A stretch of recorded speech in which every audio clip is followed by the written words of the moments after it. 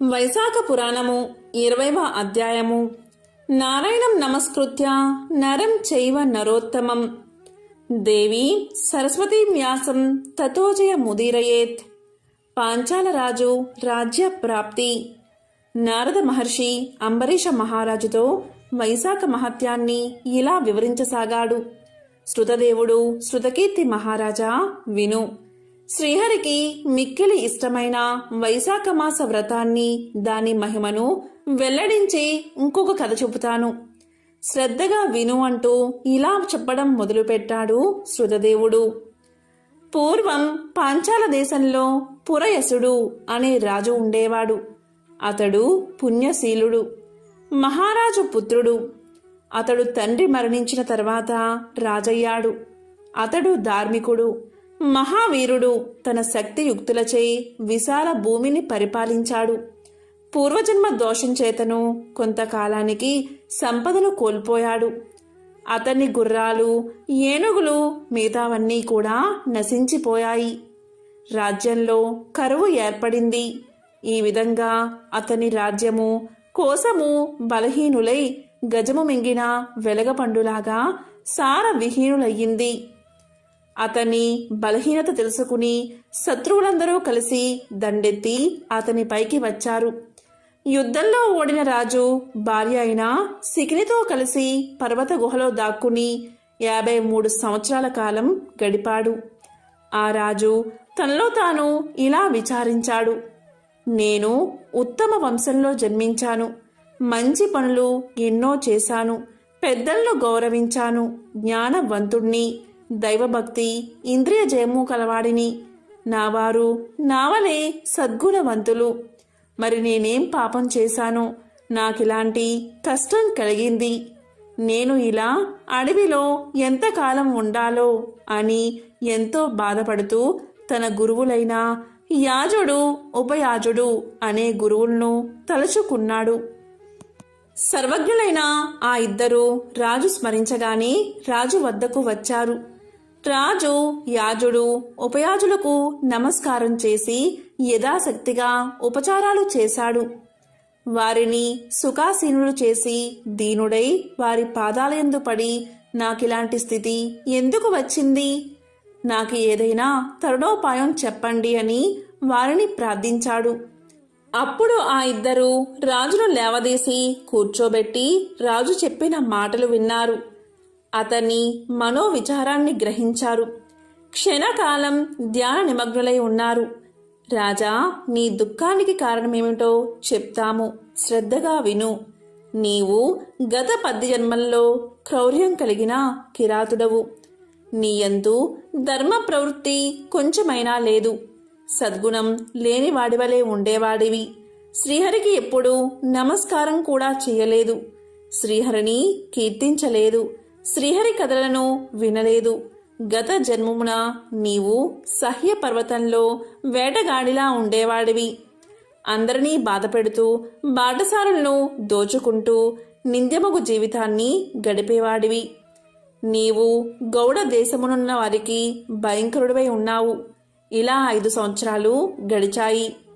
బాలురు మృగాలను, పక్షులను, బాటసారులను వధించడం వల్లే నీకు సంతానం లేదు.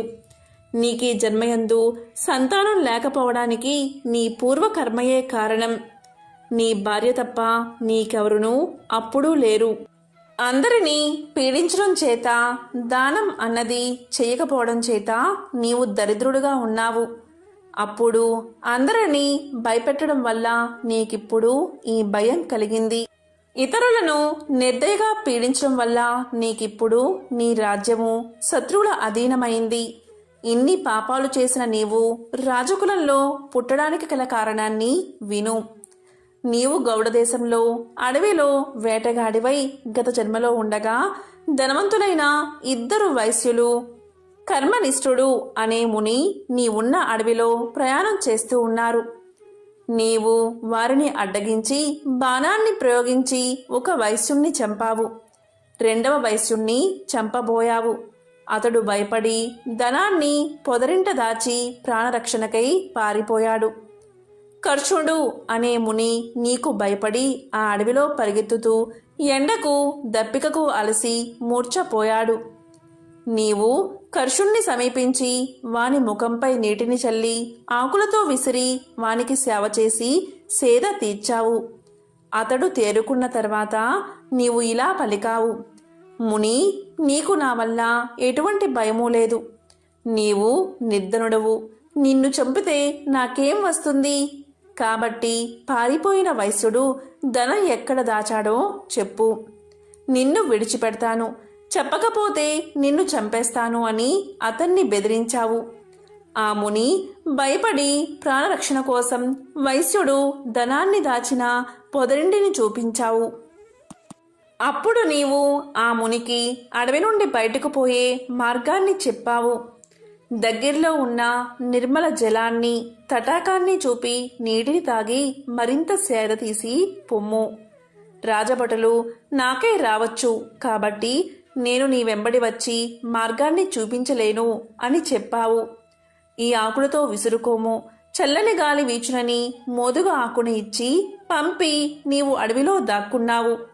నీవు పాపాత్ముడైన వైశ్యుని ధనం ఎక్కడ ఉన్నదో తెలుసుకోవడానికై ఆ మునికి సేవలు చేయడం వల్ల, అడవి నుండి పోయే మార్గాన్ని చెప్పడం వల్ల, జలాశయ మార్గాన్ని కూడా చెప్పడం వల్ల, ఆ కాలం వైశాఖ మాసం అవడం వల్ల నీవు తెలియక చేసిన, స్వార్థంతో చేసిన మునికి చేసిన సేవ ఫలించింది.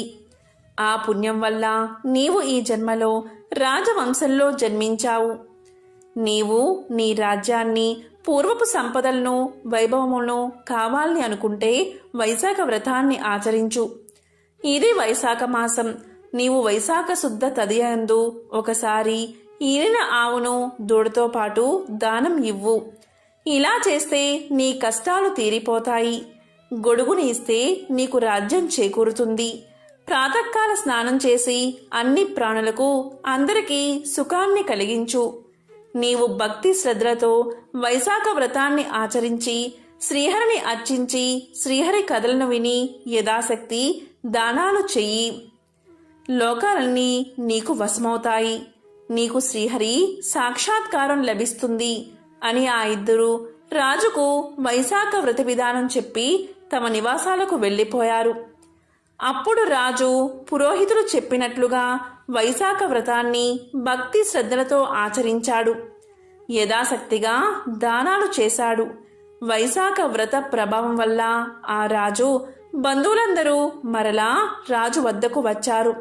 వారందరితో కలిసి ఆ రాజు తన పట్టణమైన పాంచాలపురానికి వెళ్ళాడు.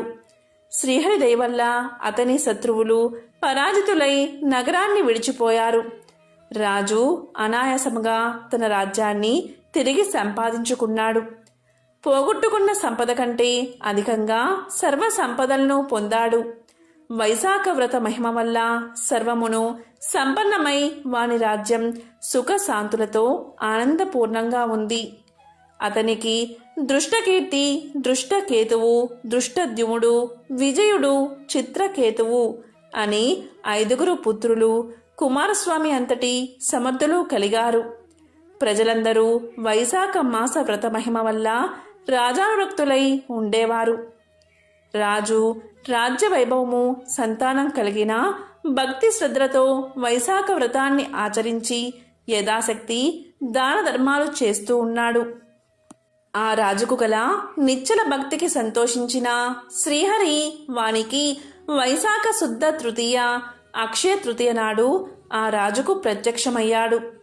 చతుర్బాహులయందు శంఖ, చక్ర, గద, ఖడ్గాలను ధరించి పీతాంబరధారి అయి వనమాల విభూషితుడై లక్ష్మీదేవితో గరుడాది పరివారంతో ప్రత్యక్షమైన పరమాత్మకు అచ్యుతుణ్ణి చూసి ఆ రాజు శ్రీహరిని చూడలేక కనులు మూసుకుని భక్తితో శ్రీహరిని ధ్యానించాడు. కనులు తెరచి ఆనంద పరవశుడై గగురు పొడిచిన శరీరంతో గద్గద స్వరంతో శ్రీహరిని చూస్తూ ప్రభు భక్తితో ఆనంద పరవశుడై శ్రీహరిని స్తుతించాడు అని శృతదేవుడు శృతకీర్తికి చెప్పాడు అని నారదుడు అంబరీష మహారాజుకు తెలియచేశాడు. వైశాఖ పురాణము 20వ అధ్యాయము సంపూర్ణం. ఓం నారాయణాయ. ఓం నమో భగవతే వాసుదేవాయ.